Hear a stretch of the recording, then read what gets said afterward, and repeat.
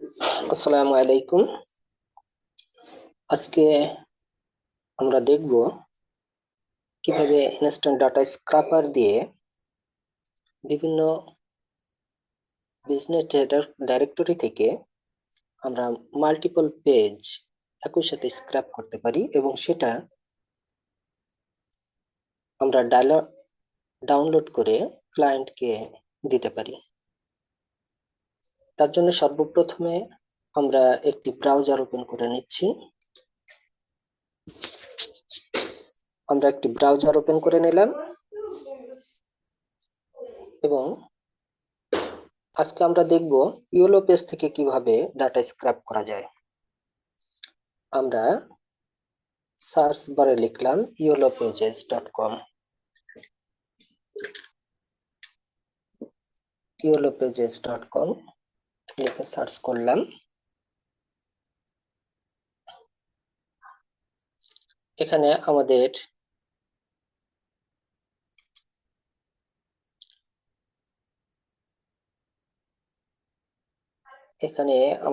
সামনে নতুন একটা ইন্টারফেস উপস্থিত হলো। এটা ইয়েলো পেজেস এর ইন্টারফেস। এখানে আমরা বিজনেসের নাম লিখলাম রেস্টুরেন্ট।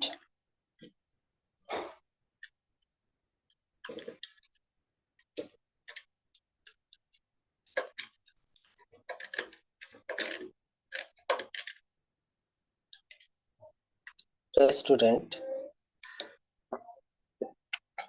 লিখলাম এবং এখানে ক্যালি ইউএসএ আমরা ফাইন্ড করলাম। ফাইন্ডে ক্লিক করলাম। এবার দেখলাম আমাদের সামনে ইয়েলো পেজেস এর প্রথম পেজটা আমাদের সামনে উপস্থিত হলো এবং এখানে 30টা রেস্টুরেন্টের ডাটা এখানে আছে। 1 নম্বর পেজে 30টা। এইভাবে 2 নম্বর পেজ, 3 নম্বর পেজ, 4 নম্বর, 5 নম্বর, এইভাবে আরো 30টা পেজ রয়েছে। এখন আমরা কিভাবে এই পেজগুলোর একাধিক পেজের ডাটা কিভাবে একই সাথে স্ক্র্যাপ করতে পারি সেটা দেখব। এই জন্য আমরা কল করব ইনস্ট্যান্ট ডাটা স্ক্র্যাপারকে। কল করলাম।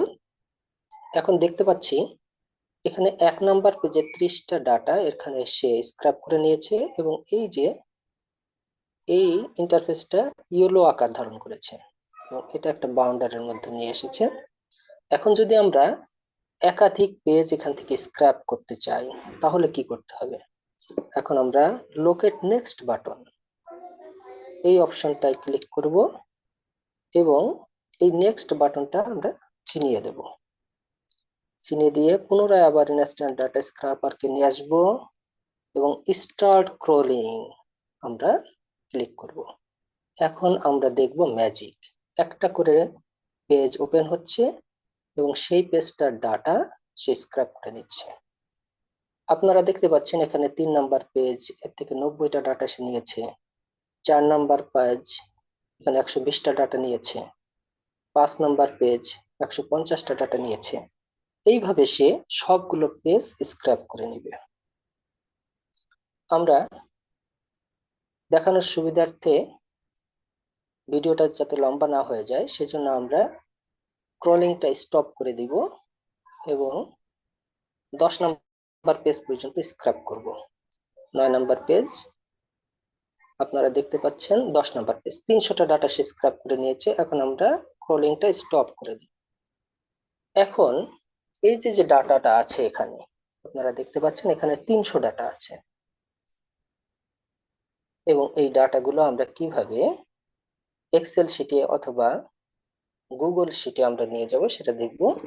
এখান থেকে আমরা কপি অল করে সেটা একটা গুগল শিট ওপেন করে সেখানে আমরা পেস্ট করে নিয়ে নিতে পারি অথবা এক্সেল শিটে আমরা ডাউনলোড করে নিতে পারি। দুইভাবেই আমরা এটাকে ডাউনলোড করতে পারি। আমরা প্রথমত আজকে দেখব যে আমরা কিভাবে গুগল শিটে নিব এটাকে। এই জন্য আমরা কপি অল এই অংশটা প্রেস করলাম এবং এইবার আমরা একটা গুগল শিট নিব। গুগল শিট নেওয়ার জন্য আমরা এই ব্রাউজারে আসলাম এবং এই 9 ডট মেনুতে একটা ক্লিক করলাম, স্ক্রল করে একটু নিচে গেলে এখানে শিট দেখতে পাবো।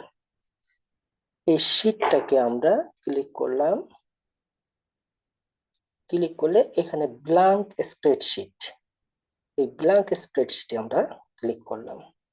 তাহলে দেখলাম আমরা এখানে একটা স্প্রেডশিট আমাদের সামনে এসেছে। এবার এই স্প্রেডশিটটাকে আমরা নতুন করে একটা নাম দেব, আনটাইটেলড স্প্রেডশিট লেখা আছে। এখানে আমরা রেস্টুরেন্ট লিস্ট বা রেস্টুরেন্ট ডাটা এভাবে লিখব। এটাকে রিনেম করে দিব, লিখলাম restaurant, RESTAURNT leads, LEADS, restaurant leads লিখলাম। এবার এখানে প্রথম যে বক্সটা আছে এখানে ক্লিক করে আমরা এখানে পেস্ট করে দিলাম। এবার দেখব ম্যাজিক, সবগুলো ডাটা আমাদের এখানে চলে এসেছে। এবং এখানে আমরা এখান থেকে আমরা কাস্টমাইজ করে আমরা ক্লায়েন্টকে স্প্রেডশিটটা প্রোভাইড করতে পারি। আজকের ভিডিওটা এই পর্যন্তই। ধন্যবাদ, সবাই ভালো থাকবেন এবং পরবর্তী ভিডিও দেখার জন্য অনুরোধ রইল। ধন্যবাদ।